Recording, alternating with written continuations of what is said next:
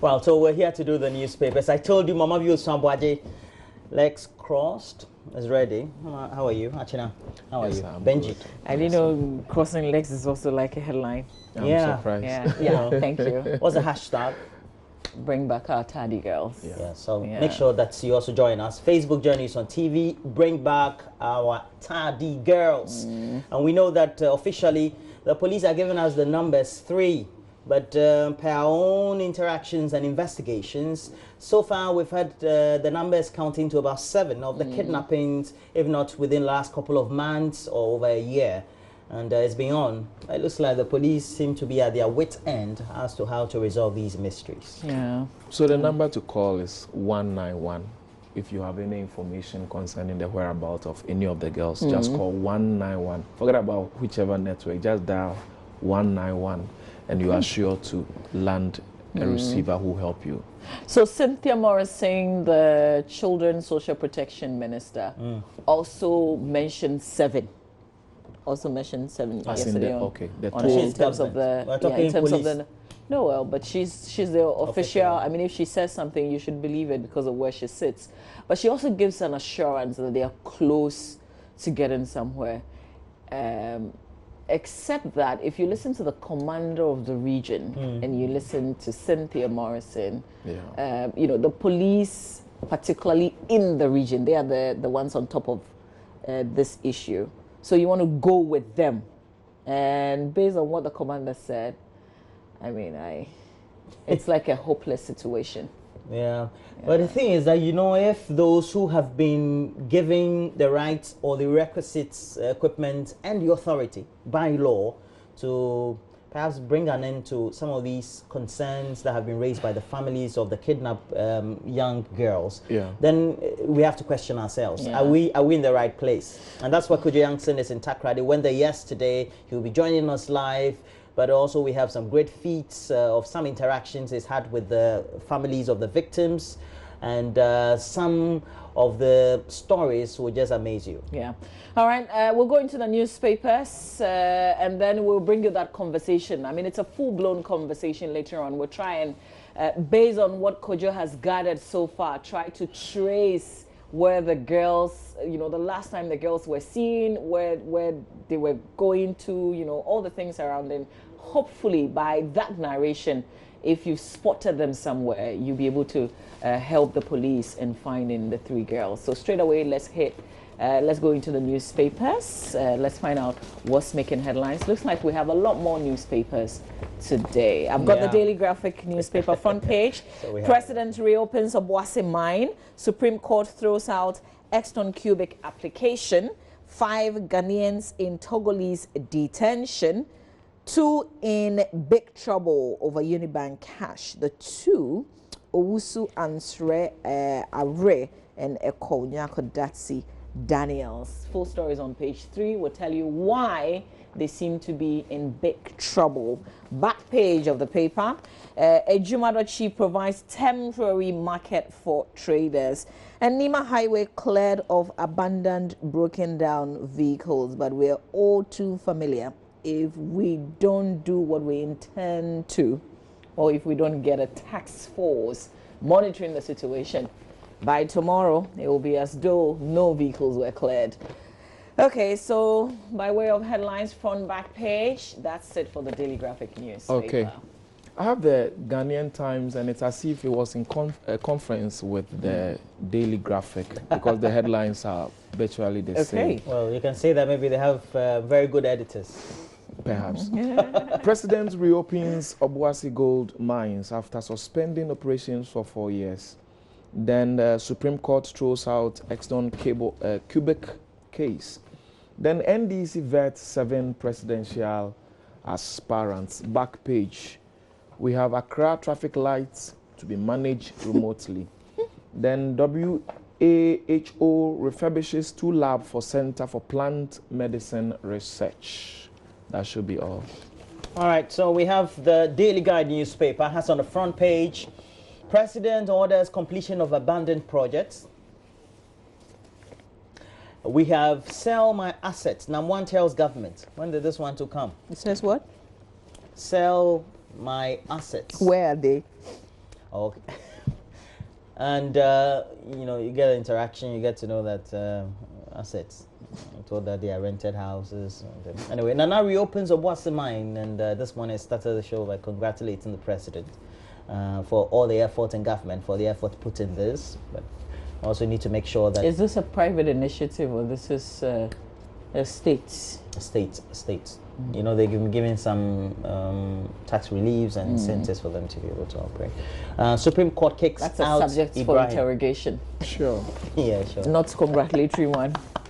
Well, at least the official opening. Now we have the center spread. That's the news one pull out of the Daily Guide. Jay-Z and Beyonce to visit Ghana. Charlie, don't wait to happen. I beg. When Jay-Z came, what did he do? Take it. You're far too kind. Yeah, some years ago. How many minutes? I'm in music for, I remember Foresight. They used to use that a lot, right? Are you talking to me? Yes. I'm in music for Sugar Mummies, Jiggy Was, and Ghana Lifestyle Awards 2019 launch. But we have other stories there. Same on the center spread. Seydou Agongo replies BOG. And Seydou Agongo, the Daily Guide, decided to use the picture of this member of parliament. What's his name? Which one are you referring to? He speaks for the NDC. Seydou Agongo. Agongo. There's an name. That's not his picture. This one is an MP's picture. Yes, Agongo. This MP. I know, it's not coming. Yeah. African Diaspora Forum begins and Diageo makes new appointments. And they've appointed Gabriel Opoku-Asare as head of society, that's Sustainability and Responsibility Africa region. Good one there, Gabriel Opoku-Asare. Taxify advises customers to cut costs, and on the back page we have WA Multipurpose Sports Center 60% completed. And then we have other stories there. Back page. Did our viewers see the center spread of the paper? Did they? Okay. No. They didn't see the center spread. All right, center spread. Uh-huh. So that's what we have. Okay. You know how it is when you're watching television, like they're looking at something, but you don't know what they're looking at. Yeah, true. It's a bit awkward. I know that vibe, man. The Ghanaian Observer, Truth Stands, observing Ghana in truth. Okay. Vote massively for Ejakun's wife, NPP. Then you have Supreme Court dismisses Mohammed's brother over High Court ruling. Why the link, in a way? Then Tanzania delegation schooled over NLA's revolution. Then over 100,000 kilometers of roads to see major facelift. Then NEIP CEOs investors in India. Ronaldo fined 17 million pounds over tax fraud. Then in sports, Kevin Prince Boateng in surprise Barcelona loan move. That should be all. Let's do the Finder newspaper next. Front page. Reduce killer gas price to lower electricity tariffs and fuel industrialization. It's time to transform, Obuasi says the president.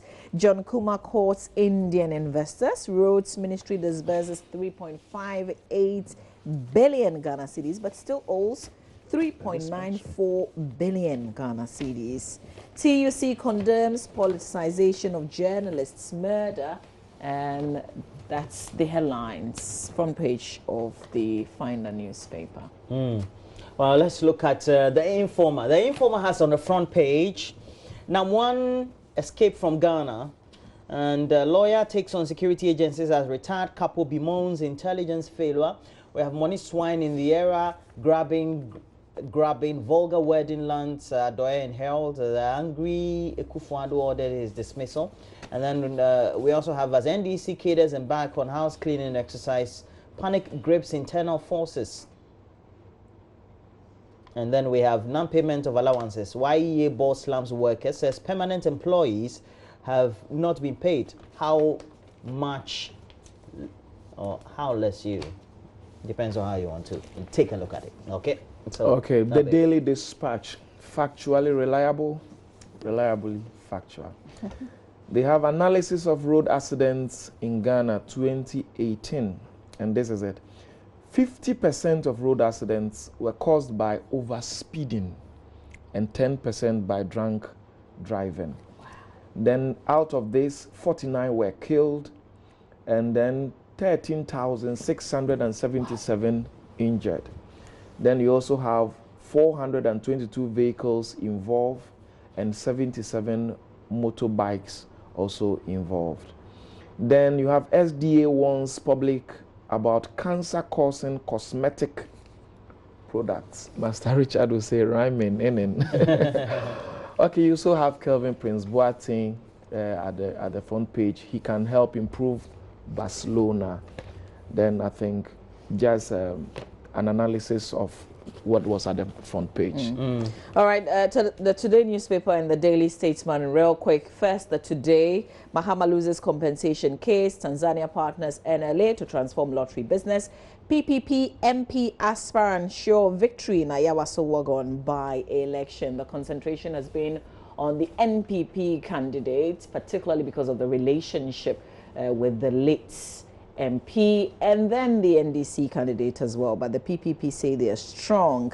Let's continue with the Daily Statesman newspaper front page. New area wide traffic signal control system for Accra. Murder in Medina. Media circus and my next holiday. I guess it's a piece in the paper that you can read.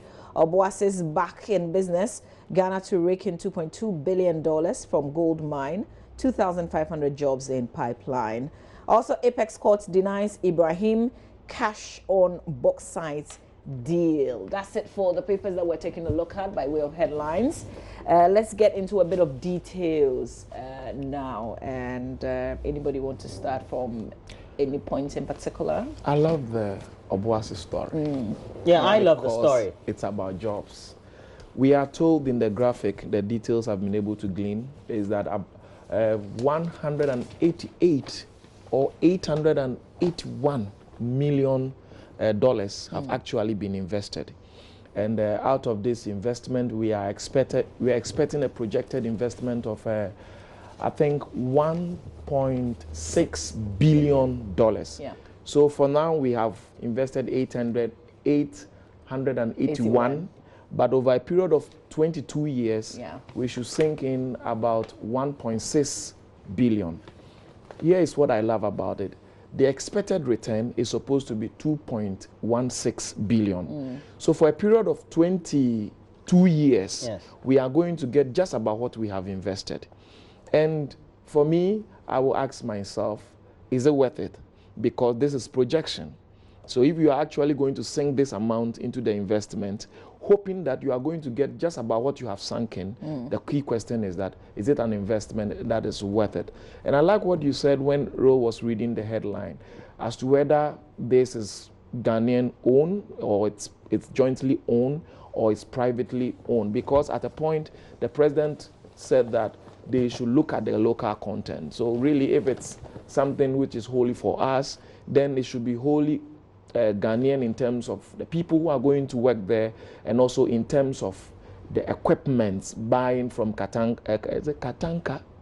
Katanka? As in the Katanka vehicles? Yes, if they have. Asafu. Yes, Crystal Asafu. Buying from them, and also employing our engineers and miners, and also employing our accountants and people who have the requisite experience. For me, that is what we need to look at. Most people are celebrating because then jobs have come, but we should also understand that Galamseyers are also going to be in trouble because we are told the mines was closed because of activities of Galamseyers. And you know, Galamseyers, now that they've given them back their license in terms of being able to go back and do their work, then they are also a force that has been employed by the state of a kind. So if you give it to Ashanti Gold and it means Galamseyers are going off it, then what is it? Is it robbing Peter to pay Paul? Is it any new thing that is in the system? I don't know if you get what I get the you. angles I'm I get coming you, except from. that those who have been licensed, as in re-licensed, Yes. are not illegal miners. No, I said Galamseyers. Ah, okay. Yes. In the sense of it, Galamsey, they call them the small-scale miners, and they permit the word Galamsey, it's not allowed or it connotes the illegal miners? I think that's what over time, that's what we've Oh, done I to it. see. So when I you say see. galamsey, then you're I talking see. about those who are not I doing, see. those who are doing it illegally. I see, but actually there are people who have a license to mine at a small scale level, and we call them in the informal sense galamsey. So what we are thinking is that are they also going to work alongside the mine? Then it means it's double employment. For me, this should be good. But if the mine operation is going to replace that of the galamseyers, then it's just a question of robbing Peter to pay Paul. We should commend the president. We should commend the president, but we should also encourage him that he said that this is a fulfillment of a campaign promise. That is good, but there's also more campaign promise of one district, one factory. One district, one factory. But yes. I think at the end of the day, we know that the reasons why galamsey tends to cause a lot of headache for many people, the communities themselves, and even the country in general, is the fact that at the end of the day, it is not undertaken in a sustainable manner. And wherever you find yourself where mining is not done in a sustainable manner, it means that the outputs and its reflection on the environment tend to have a certain negative effect on the people, the way they tend to live their lives. That is why when you're giving or you're categorized as a small scale miner, it means that you have the concession, you have the right licensing, and then as far as the feasibility and assessment is concerned environmentally, you have been assessed. You've now been passed to, after your activities has been undertaken, to be in a position to ensure that the effect of your is not felt negatively on the environment. It also means that you use properly designated processes to get your mineral or your outputs, and then you tend to either recover or perhaps you do some kind of recovery of the land activity. Regenerate and ultimately people tend to benefit also from the recovery process in the first place. What the galamseyers do is to do activities that only benefits them and ultimately not go through processes. And one of the reasons why the mine decided to shut, not only issues about taxation, but also because the galamseyers and even some of the illegal small-scale miners were having their activities encroaching on the lands of Anglo-Gold Ashanti and ultimately affecting its outputs and its sustainability.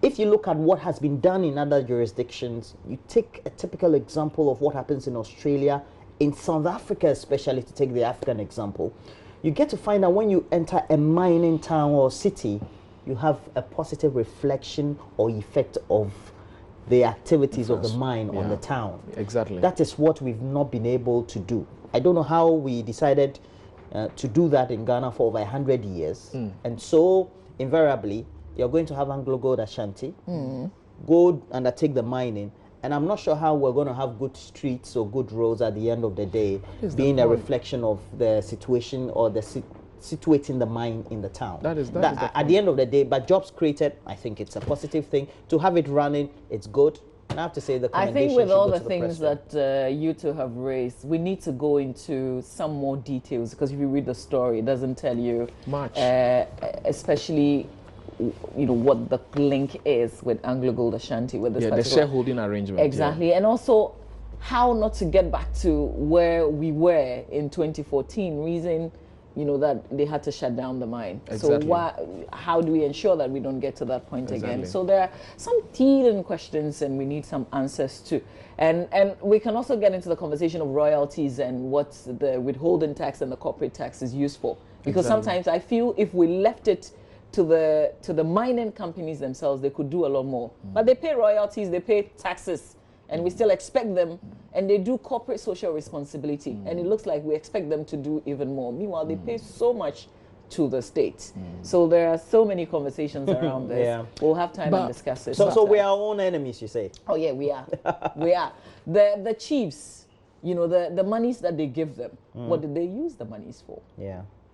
The states, all the taxes that we take from them, but when we say Obuasi hasn't developed, when we say Takwa hasn't developed, we go back to the mining companies. As if which should not be. Which should not be, because if they play their parts, we are supposed to play our parts as well. Yes, They're not, it's not like they've got trees growing monies in their mining companies, and so they get money all the time. We expect them to use it. You know, the Nigerian government, they did something good back in the 80s or late 70s when they made a decision they wanted to build a new city. So they decided to build Abuja. All right. Even Egypt now is building a new city. Okay. Several kilometers of Cairo. But when you deliberately do that, and you take the example of what has happened in the Emirates or in the Gulf state, in which within a period of 10 to about 15 to 20 years, they've been able to transform non-arid lands into great cities, then you have to know that we can take the right cues and example. And I take your cue to say that government needs to play its part. And I'm not talking particularly about an MPP government, but all governments. We need to make a concrete decision. We don't have a plan nationally. So I don't know how we're going to have a plan for Obuasi or we're going to have a plan for Takwa to deliberately say that we want to be a country that has taken a town as an example, a showcasing point, to say that when you enter into a mining town, you get to know that you're going to have these facilities, the citizens are going to enjoy this, because exclusively the extractive mineral in there is for them. Yeah. But you have taken it because you say it should be invested in the state. Same goes for the oil people. Yeah. It may be located several nautical miles away from shore, but how can we say that we have taken this town, Axim here, and this is a showcase for everybody to see that, oh, we have oil. And when you come to Axim or wherever, Westgate, there's a reflection of what exists. It's like when you're going to Trazaco, when you're going to say, yes, this place is for rich people. You know, what you are saying is a question of vision, it's a question of policy, it's a question of ideology, or if you like, orientation. So the government can consult you. But I am concerned about what appears to be a systemic bias. I don't know whether this is appropriate, but it does appear to me that anytime something is to do with the white man as against the black man, we are more amiable towards the white man. We have a heart to accommodate them even when they make mistakes. I mean, we have over the years, before we can start anything, assume that the fault is from the local miners. You understand? But if you go to Obuasi, and if you look at the places where these big and established companies have mined, they don't do any good in terms compared to what the illegal miners do. The land that they work on, the lands that they work on, are equally ravaged, are equally not usable. It comes back to regulation. We've got very weak regulation. So if we have policies that are more lenient towards the man who has rather devastated us on a larger scale, and are so much aggressive towards the one man who wants to just survive, then Benjamin, if we were to take the regulation that we have, if all the related agencies were to do their work, we would be better off. Exactly. We just have weak regulation. Exactly. Okay, real quick, let's do online. Kojang Singh, good morning to you. Kojang Singh is in Takrady, and he would have a lot of interactions with the people of Takrady later today. So look out for Kojang Singh. You know, you can easily make him out. I know what he's wearing today. But yesterday he had some great conversations that we'll bring back to you as well here on the show right after business, because it's a Wednesday. Do we have time to do myjoyonline.com? I thought we did. We do. Okay. All right. And we've got AM Business right after sports today as well. In AM Business, today we'll share with you how a U.S. company is turning waste into iron rods, toilet roll, and showcase corners. Details of that in AM Business right after sport. But here's myjoyonline.com. Well, we have myjoyonline.com. Nam1 reportedly directs government to supervise sale of his assets. Details I imagine about a plea deal that Nana Appiah-Mensah has put on the table. Well, so we'll go to the next story. We also have government allocates 800 million Ghana cedis extra to support police. After complaints. A short history of the creation of regions in Ghana. That'll be informative. I hope it was filed by China Benji. National Biosafety Authority allays fears of Parliament over illegal GMOs. Big Wednesday awaits NDC 7 vetting committee to release reports in 24 hours. Government to launch new national tolling policy. Accra to have area-wide traffic signal control center by June. NAM1 reportedly, Ekufuado reopens Obuasi gold mine. We've talked about this extensively. On the kidnapped girls, police criticized for poor handling of case. We go big on this kidnapping issue after AM Business, which is brought to us courtesy EcoBank, the Pan-African Bank. Today, we're sharing with you how a company is turning wastes into toilet roll and iron rods. It will be good. So stay with us. Don't go anywhere. We've got a sports foreign company. Well, We don't tend to do. I don't know how we do. We've got very creative people doing. When you go things. to Obuasi, and you go to where the mining area is and the schools that the children of the miners and the workers go through, I think that the white people, they have something in their genes that make them think differently. Why? I don't know. Maybe black collar, no good. Stay with us. We'll bring you sport. It's a sad Wednesday because Serena Williams is out of the Australian Open.